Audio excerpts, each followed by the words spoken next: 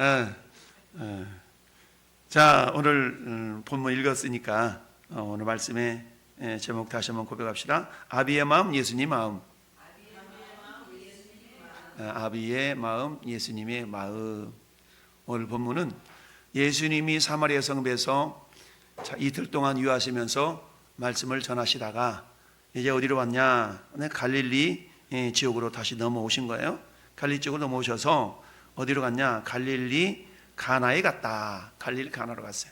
그러면 이 갈릴리 지역은 저 북부 갈릴리 호수 주변을 말하는 거예요. 그러면 갈릴리 주변 호수에 있는데, 자, 갈릴리 가나에 이르시니 전에 물로 포도주를 만드신 것이라.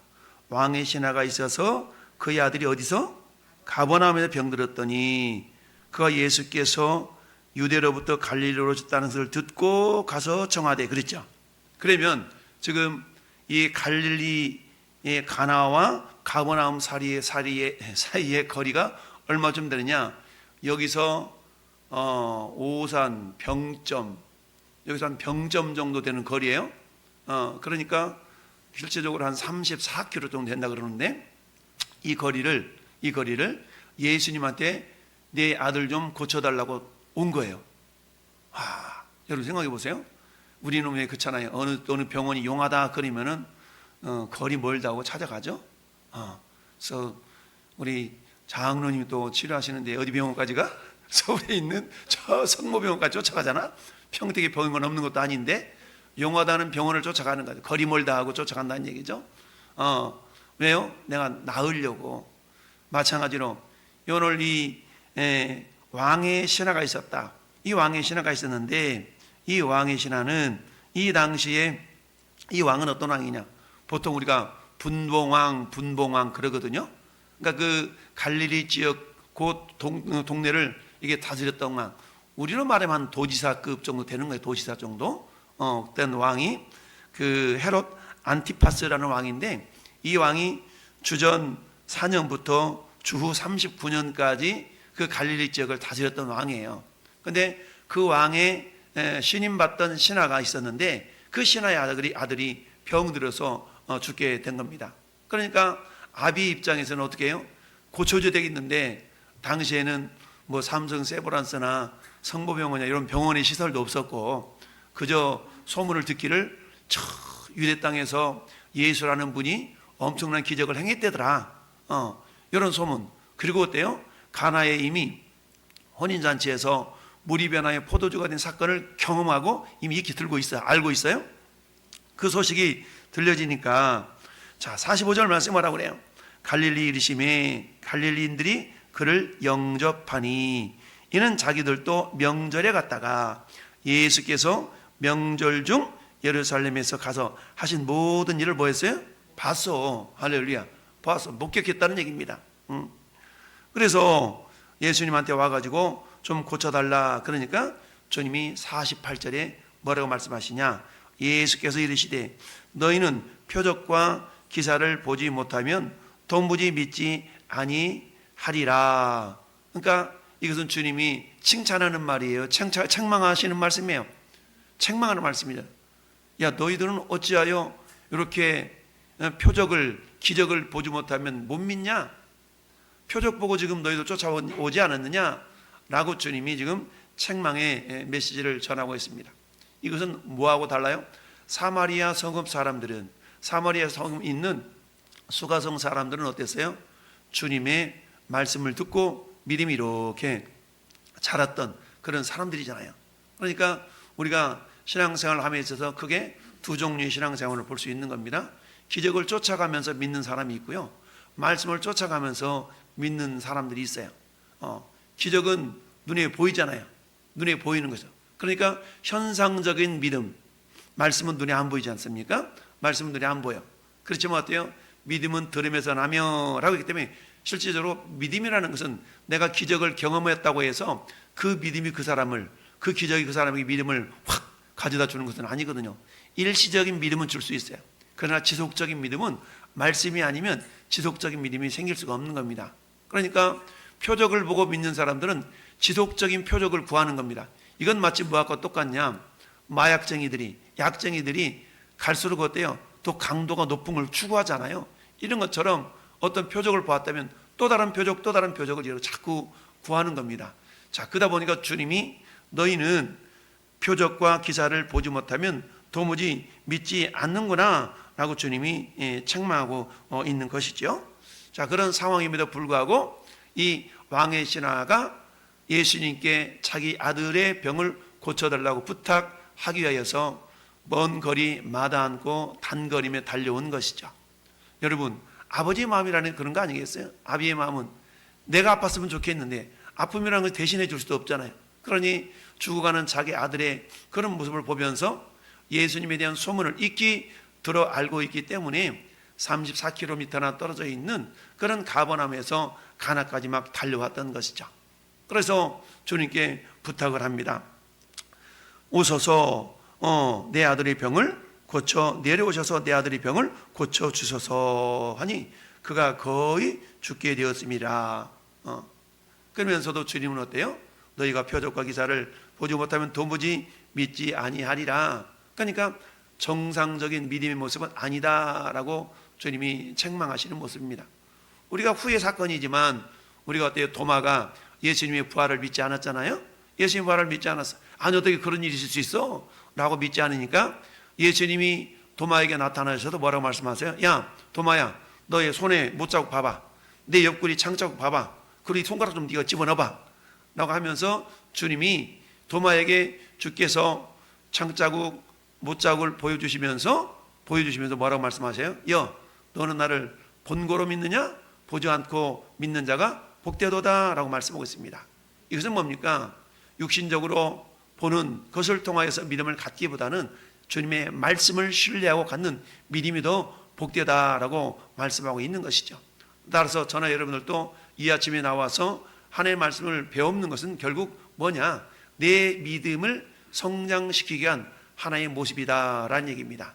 따라서 정상적이고 바른 신앙의 모습들은 우리가 뭔가 표적과 기적과 기사와 이런 것들을 우리가 자꾸 찾으면서 여러분 기적이라는 거는요 우리 기독교만 있는 게 아니에요. 이단 사이비들한테도 기적이 있어요. 여러분 무당들도 기적 일으켜요. 병 낫게 하고. 그러면 어때요? 그게 진짜입니까? 그렇지 않다는 얘기입니다. 여러분 우리 아버지가 나를 사랑해. 근데 우리 아버지 비슷한 아저씨들도 나를 사랑할 수가 있죠. 우리 아버지보다 나한테 더 잘해주는 아저씨들이 있을 수가 있어요? 그럼에도 불구하고 나를 낳아주신 아버지는 한 분밖에 없다. 참 진리는 하나다라는 거죠. 마찬가지로 오늘 예수께서 말씀하시기를 너희가 표적을 보지 아니하면 도무지 믿지 못하는구나 라고 책망의 메시지를 전해주셨어요. 그럼에도 불구하고 우리 주님은 뭐예요? 사랑이시잖아요. 할렐루야. 주님은 사랑의 하나님이시기 때문에 신하가 이르되 주여 내 아이가 죽기 전에 내려오소서. 지금 막 조급한 거예요. 조급해가지고 빨리 좀 와서 고쳤으면 좋겠어.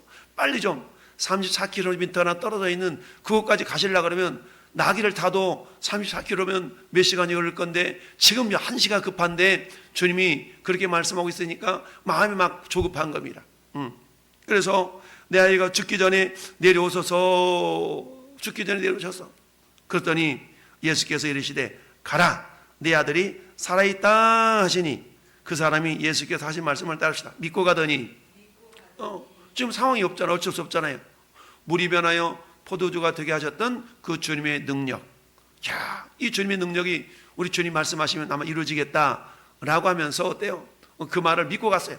근데 가는 길에 종들과 딱 마주쳤네. 왜요? 이미 자기 주인은 예수님을 모시러 갔는데 가만히 있다 보니까 그 종의 하인이 나왔다 이거죠. 살아나서 나왔어. 그러니까 더 이상 주님이 안 오셔도 되는 거예요. 그래서 하인들이 빨리 와가지고 지금 뭐 하고 있는 거예요? 지금 자기 주인을 찾아온 겁니다. 주인을 찾아왔는데 만나서 아이가 살아있다라고 그랬더니 내려가는 길에 그 종들이 오다가 만나서 아이가 살아있다가는 그 낫기 시작한 때를 부른즉 언제쯤 나왔는데 몇 시에 나왔어? 이렇게 물어봤더니 계산해 보니까 어제 7시에 열기가 떨어졌다 하는지라. 근데 그 7시가 언제예요? 예수께서 네 아들이 살아있다 하신 말씀 그때인 줄 알고 자기와 그 온 집안이 다 믿으니라. 아멘. 자기와 온 집안이 다 믿었다라는 얘기입니다. 결국 우리 주님의 마음은 어때요? 비록 표적을 보고 쫓아왔던 그 사람이라 할지라도, 그 사람의 부탁이라 할지라도 주님은 주님 앞에 와서 부탁하는 그 어떤 부탁도 외면하신 적이 없죠. 물론 그 부탁을 하는 그 과정 속에서 그 사람의 믿음을 시험하시고 점검하시고 체크하신 때는 있었지만 무시하시고 안 돼 라고 거절하신 적은 별로 없으시죠. 이처럼 오늘 아비의 마음과 예수님의 마음을 비교해 본다면 아버지의 마음이라는 것은 어때요? 우리가 잘 아는 것처럼 여러분 마태복음 7장에도 보니까 너희 중에 누가 아들이 떡을 달라는데 돌을 주며 생선을 달라는데 뱀을 줄 사람이 있겠느냐? 너희가 악한 자라도 좋은 것으로 자식에게 줄 알거든 하물며 하늘에 계신 너희 아버지께서 구하는 자에게 좋은 것으로 주시지 않겠느냐라고 말씀하셔요.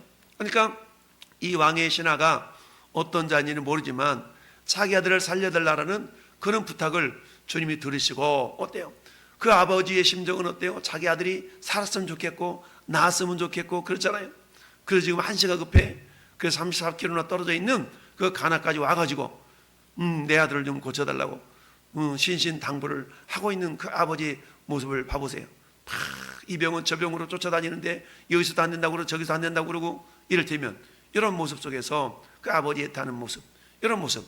그렇지만 주님은 그런 모습도 외면하지 아니하셨다. 그리고 어때요? 가라, 내 아들이 살았다. 내 아들이 살아있다. 그랬더니 그냥 직접 오셔도 말씀해 주시죠 라고 꾸역꾸역 그러지 아니하고 그 말씀을 믿고 갔다라는 얘기입니다. 우리는 이 말씀을 들으면서 뭘 생각해야 돼요? 백부장의 믿음을 생각하죠. 말씀으로만 없어서 그러면 낫겠습나이다. 이런 믿음을 가진 사람도 있었고, 자 그러면 여러분 말씀이라는 것은 영이잖아요. 영이라는 것은 어때요? 시간과 공간을 초월한 겁니다. 그러니까 이곳에서 말하면 그곳에서 하나님이 역사하실 수 있는 분이시죠. 여러분 우리 시편 119편 한번 펴볼까요? 시편 119편 펴보세요. 시편 119편 보면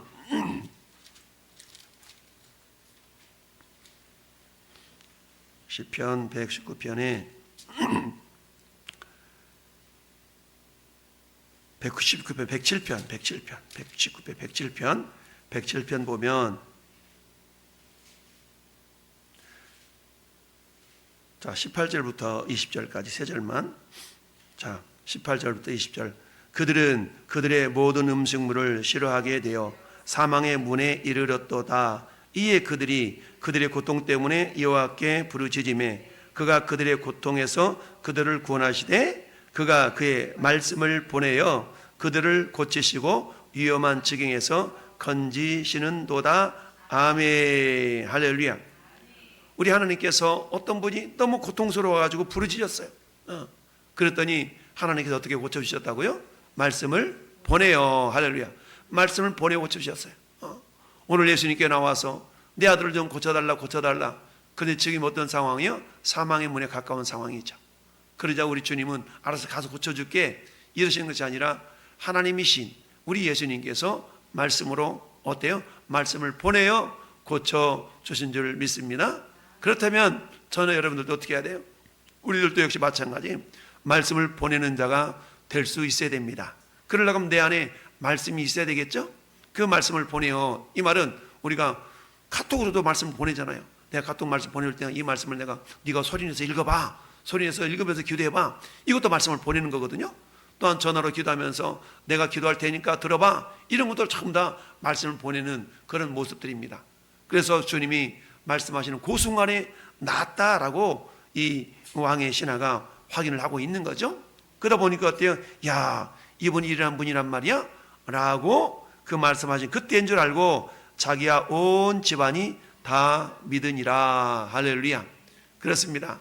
오늘 이 시대에도 우리 주님 말씀은 변함없으신 하나님 말씀인 줄 믿습니다. 그렇습니다. 살리는 것은 영이니 육은 무익하니라. 내가 너에게 이르는 말이 영이요 생명이라. 할렐루야. 오늘 주님 우리에게 말씀하고 계십니다. 우리 주님이 주님의 마음은 어떤 마음입니까? 그래서 우리 주님께서 전 여러분들에게 말씀하시기를 빌립보서 2장에 너희 안에 이 마음을 품으라 곧 그리스도 예수의 마음이니. 그렇지 않습니까? 아무리 주님의 능력이 출중하다 할지라도 그 능력이 전달이 돼야 되잖아요. 전달이 되어야만이 어떤 기적의 역사가, 생명의 역사가 나타날 수가 있는 겁니다. 오늘날도 역시 마찬가지죠. 지난 주일 어제에서 계속 말씀드린 것처럼 2초에 한 명씩 지옥으로 가고 있다. 우리 대한민국 사람들이 2초에 한 명씩 지옥을 가고 있다라고 말씀을 드렸어요.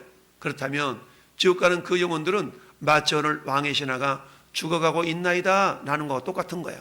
그러면 죽어가고 있는 이 왕의 신하를 어떻게 살려주셨어요? 야, 누군가가 예수님께 와서 그 사람이 죽어가고 있다고 말하고 있잖아요. 근데 가장 마음이 안절부절 조아린 사람은 누구예요? 부모 아니겠어요? 부모. 아버지가 정말 내 아들이 죽으면 안 되는데, 내 아들이 죽으면 안 되는데 그런 마음을 품었기 때문에 이 왕의 신하는 단거리며 달려와서 먼 거리마다 하지 않고 예수님께 와서 내 아들이 죽어가고 있으니까 내려오셔서 좀 고쳐달라는 그런 얘기를 했다는 얘기입니다. 그러면 생각해 보십시다. 우리 주변에 육신적으로 병들어 죽어가는 사람은 어디 가면 돼요? 병원에 가면 돼요. 병원에 가면.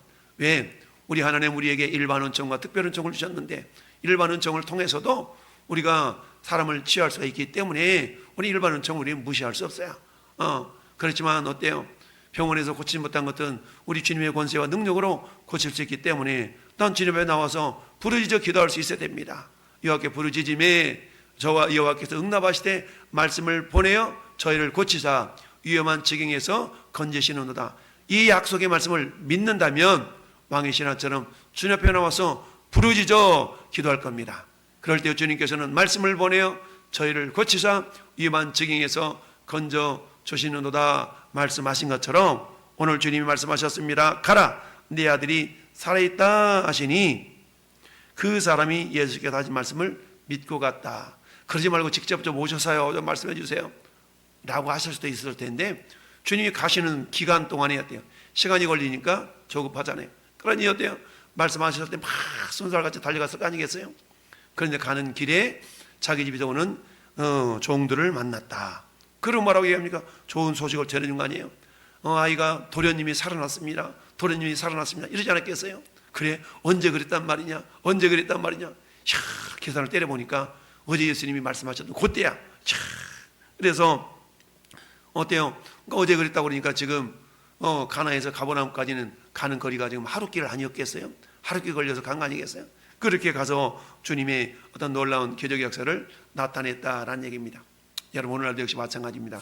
여전히 육적으로야 우리 가까운 성모병원도 갈 수 있고 굿모닝 병원도 갈 수 있고 거기 아니면 서울대병원도 갈 수 있고 그럴 수 있겠지만 여러분 영적으로 죽어가는 사람들은 영적인 눈으로 바라보지 않으면 어떻게 알 수가 있겠습니까? 그렇다면 어때요? 저와 여러분들의 마음 가운데 어떤 마음? 예수님의 마음을 품어야 됩니다. 너희 안에 이 마음을 품으라고 그리스도 예수의 마음이 주님의 마음은 어떤 마음입니까? 누구든지 주를 찾는 자들을 향해서는 어때요? 외면하지 아니하시고 구원해 주신다라는 사실이죠. 그렇다면 로마서 10장은 우리에게 이렇게 말씀하고 있습니다. 주의 이름을 부르는 자는 구원을 받으리라. 그러면서 하시는 말씀이 누군가가 전하지 않으면 어떻게 들을 수 있겠느냐? 어떻게 듣지 않으면 믿음이 생기겠느냐? 전하는 자가 없이 어찌 듣겠느냐라고 주님이 말씀하시면서 아름답도다 좋은 소식을 전하는 자들이 발휘함과 같이 이어서 하시는 말씀이 믿음은 들으면서 나면 들으면 그리스도의 말씀으로 말미암느니라 라고 로마서 10장은 말씀하고 있습니다. 오늘 주님은 저와 여러분에게 말씀하고 있습니다. 내 주변에 영적으로 죽어서 지옥을 향하여 달려가고 있는 그 영혼이 보이느냐? 우리가 기도할 제목은 그거죠. 주님 내 눈에 보이게 하여 주옵소서. 그들이 멸망길로 떨어져가는 오늘 자기 아들의 신음소리를 듣고 예수님을 찾아왔던 것처럼 여러분 지옥을 향해 가는 그 영혼의 부르짖음이 우리의 귓전에 들려져야 되지 않겠습니까? 그들의 부르짖음이 들려지지 않다면 우리는 그들이 지옥 가는 모습을 바라보면서도 그저 무관심하게 무심하게 내버려두는 그런 안타까움을 우리가 경험해서는 안 되겠습니다. 오늘도 우리 가운데 주님의 마음을 품고 주여 내 눈을 열어서 주님의 자비하신 사랑의 마음 그 사랑의 마음이 우리 가운데 임하여서 정말 우리들도 죽어가는 영혼들을 바라보면서 그 영혼이 주님 앞에 나와 함께 놀라운 구원을 경험하는 복된 축복의 통로 사랑의 메신저들로 오늘 하루도 쓰임받기를 예수님의 이름으로 축원합니다. 아멘.